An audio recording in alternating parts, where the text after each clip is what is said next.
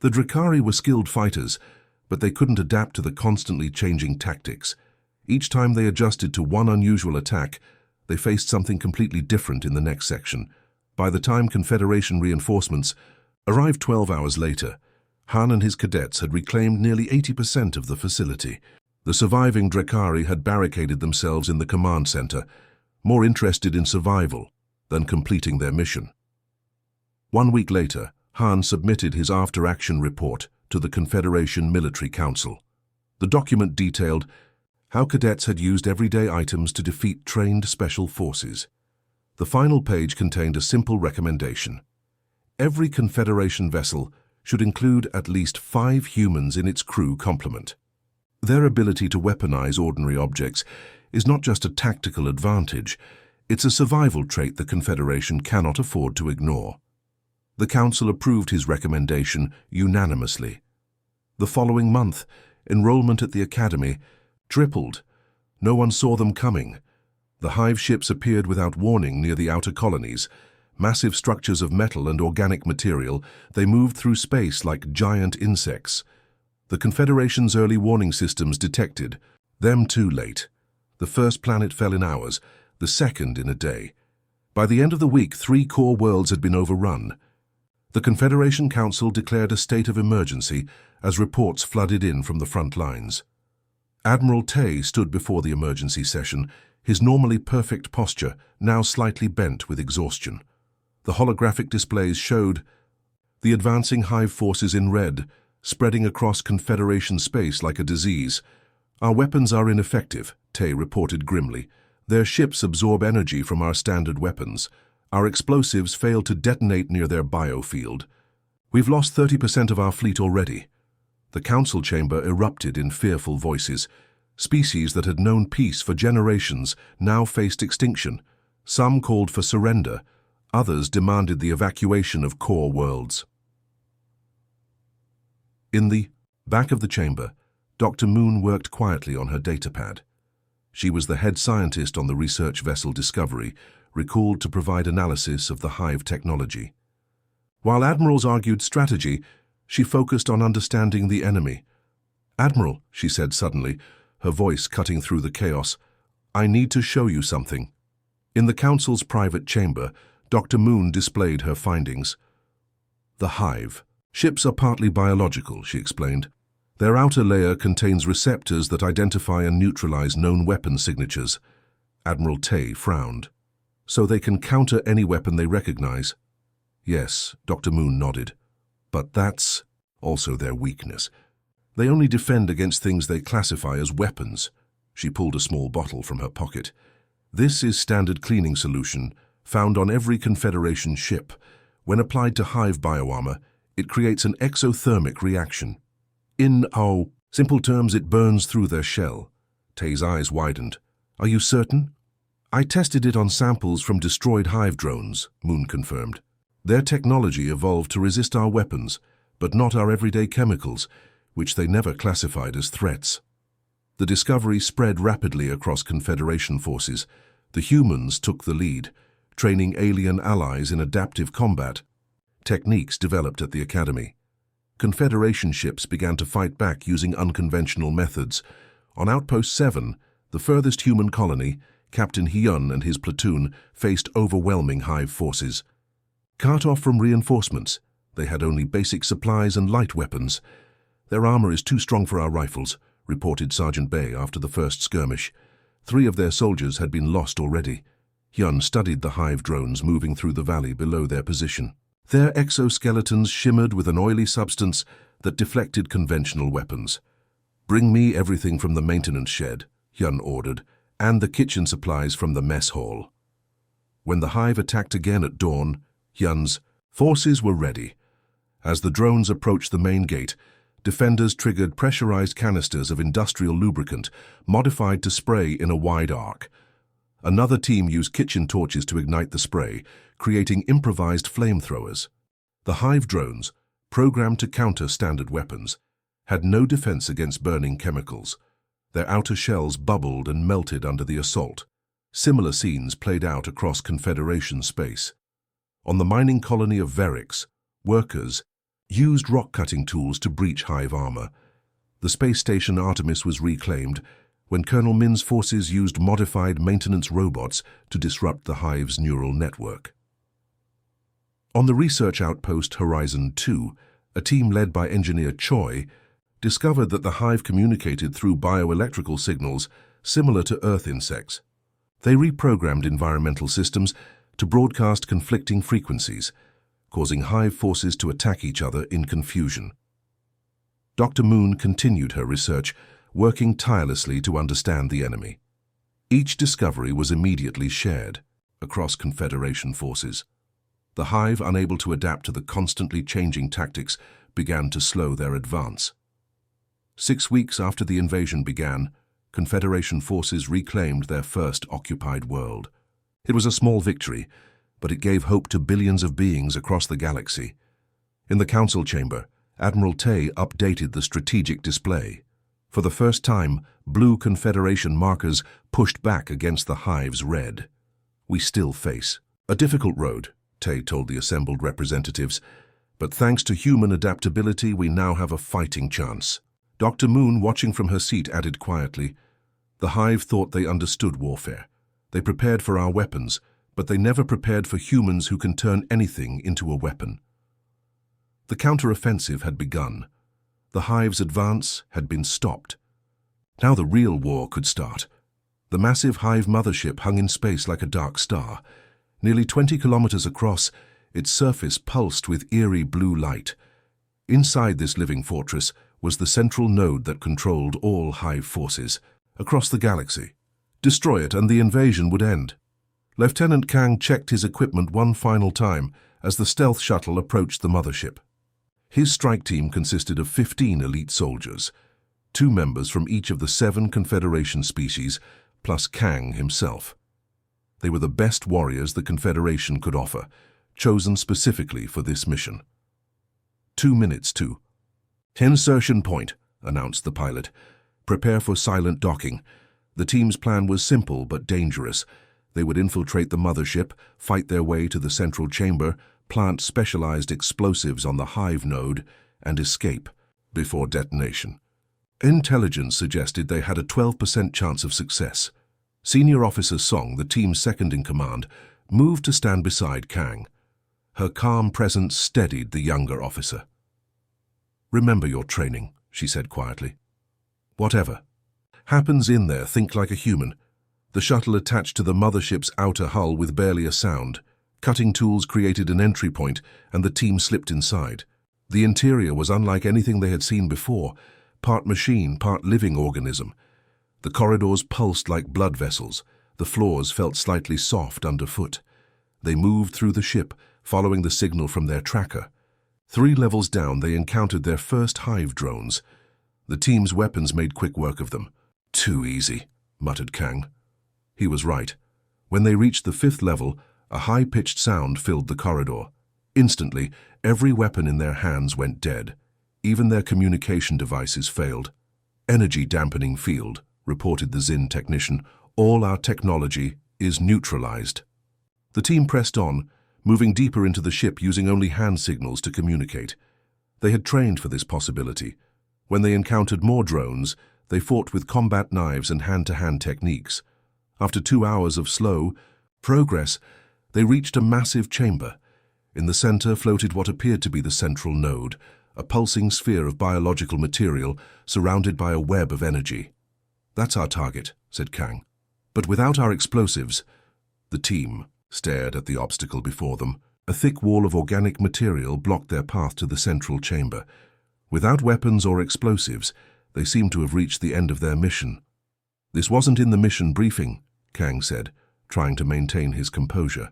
Despite the hopelessness of their situation, their weapons were useless. The explosives they had brought to destroy the node were just dead weight now. Song studied the biological circuitry, visible beneath translucent sections of the wall. After a moment of silent consideration, she removed her boot. From inside, she extracted a thin metal arch support, a simple insert that helped with her flat feet during long missions. "The hive connects everything through neural pathways," she explained, carefully inserting the metal into a junction point. including their defense systems to their navigation controls. The team watched as she manipulated the simple piece of metal, bridging connections that weren't meant to be connected. Suddenly, a section of the wall spasmed and retracted. "How? Did you know that would work?" asked an amazed Krell soldier. Song smiled slightly. "I didn't, but everything here is connected. Change one part, affect another. Basic engineering principles applied to biology." Inspired by her example, the team began to look at their surroundings differently. They weren't in a hopeless situation. They were in a place filled with potential tools. They harvested materials from the ship itself. The Vespari member used his natural understanding of insect behavior to identify sensitive nodes in the hive structure. A human engineer repurposed parts of their useless weapons to create tools that could manipulate the ship's biological systems. When hive defenders approached, the team used the ship's own neural pathways against them, redirecting internal defense mechanisms to target the drones instead of the intruders. Finally, they reached the central chamber. The hive node pulsed before them, larger and more complex than their intelligence had suggested. "Without our explosives, we can't destroy it," said the Krell warrior. Kang looked at the node thoughtfully. "We don't need to destroy it," he said. "We just need to disrupt it." Working together, the team created a feedback loop in the node's own systems. Song used her knowledge of neural networks to identify the critical connection points. Kang fashioned crude but effective tools from the organic material around them. When they finished, the node began to pulse erratically. The ship trembled around them. "We have 10 minutes before the cascade failure reaches critical levels," Song announced. "Time to leave." They fought their way back to their entry point, using the ship's increasingly chaotic systems against any defenders they encountered. Only 11 of the original 15 made it back to the shuttle. As they pulled away from the mothership, its surface began to crack, blue light spilling from the fissures. The explosion lit up space like a new sun being born. 1 month later, the last hive forces surrendered without their central intelligence to guide them. Years later, the Galactic Academy of Military Arts added a mandatory course for all officer candidates regardless of species. Its simple title, The Human Approach to Combat. The course description contained just one line. "In battle, humans turn anything into a deadly weapon. Learn from them or perish." Throughout the ship, the human crew members stopped trying to fight the Drekari directly. Instead, they began using the ship itself as a weapon. Lieutenant Du led a team to environmental control. With quick keystrokes, he vented atmosphere in specific corridors where raiders were advancing. The sudden decompression sent Drekari soldiers tumbling into walls and each other. In the medical bay, Nurse Kang mixed chemicals from the supply cabinet. The resulting compound produced a dense smoke that blinded the Drekari's optical sensors when they breached the door. Engineer Choi worked furiously in the kitchen. She combined cleaning supplies with food preservatives, creating an adhesive that she spread across doorways. When raiders charged through, their armor became stuck, immobilizing them. In the maintenance section, Technician Bay reprogrammed service droids to spray coolant fluid on the floor. When raiders pursued him, they slipped and fell, unable to maintain footing on the icy surface. Captain Jun made her way to the bridge, where she manually overrode the ship's internal gravity systems. In sections held by the raiders, gravity increased to triple normal force. The Drekari, unused to Earth's already heavy gravity, could barely move under the crushing weight. After 40 minutes of chaotic fighting, the Drekari commander requested communication with the ship's captain. "How?" he demanded when Jun's face appeared on the screen. "How did your crew defeat forces with superior weapons and armor?" Jun smiled slightly. "You brought weapons," she replied. "We turned everything else into weapons." The story of the Horizon's victory spread quickly throughout the Confederation. Military strategists studied the encounter, amazed at how the human crew had used everyday ship systems and supplies as effective defensive tools. 2 weeks later, the Confederation Military Council issued a new directive. All ships operating in border regions must include a minimum of 5 human crew members in key positions. Admiral Tay, who had first observed Earth months earlier, nodded with satisfaction as he signed the order. "These humans continue to surprise us," he told his They don't see limitations, they see possibilities.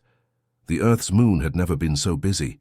Construction crews worked day and night to build the new Confederation Combat Academy. The massive facility stretched across the Sea of Tranquility, its silver domes gleaming under the distant sun. Commander Han walked through the main training hall, watching as his students practiced.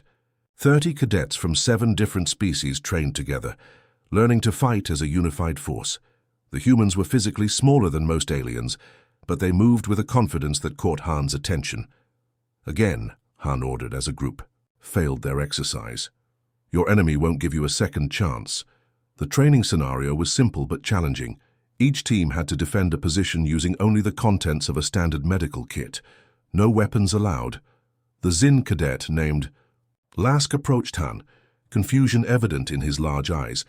The Xin were known for their intelligence, but they struggled with improvisational thinking.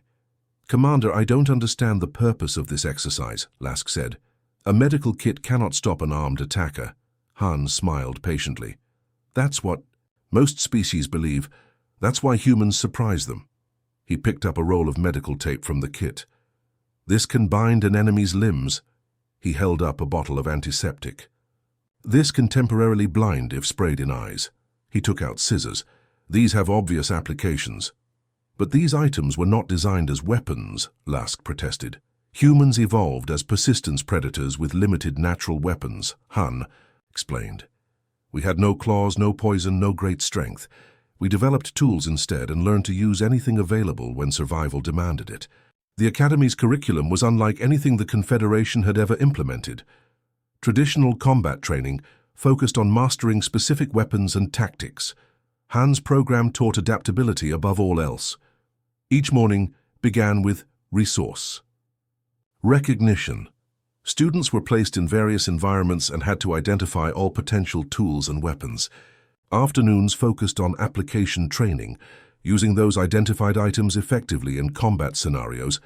Many alien instructors doubted the program's value, but the Confederation Military Council, impressed by human performance in several border skirmishes, gave Han complete freedom to develop his methods. On the Academy's 200th day, during a routine training exercise, the facility's lights suddenly went out. Emergency systems failed to activate. Communications went silent. Han was in his office when it happened. Years of combat experience told him this was no accident. Security breach, he muttered, reaching for his weapon. It wasn't there. All weapons were locked in the armory during training exercises. The Academy's defense systems were down. The armory was surely compromised, and 300 cadets were scattered throughout the facility. Han moved quickly through darkened corridors, gathering small groups of students as he went. When he had assembled 20 cadets in a maintenance area, he explained the situation. The Academy has been infiltrated. We must assume hostile forces have control of our command center and weapons. A Krell cadet growled in frustration. Without weapons, we cannot fight. Han pointed to the maintenance supplies around them. Everything is a weapon if you're creative enough. Under Han's guidance, the cadets transformed the maintenance area into a workshop. They converted cleaning solution into smoke bombs. Repair tools became makeshift weapons. One human cadet showed others how to create pressure-triggered traps. Using compressed air canisters, Han split them into 5 teams.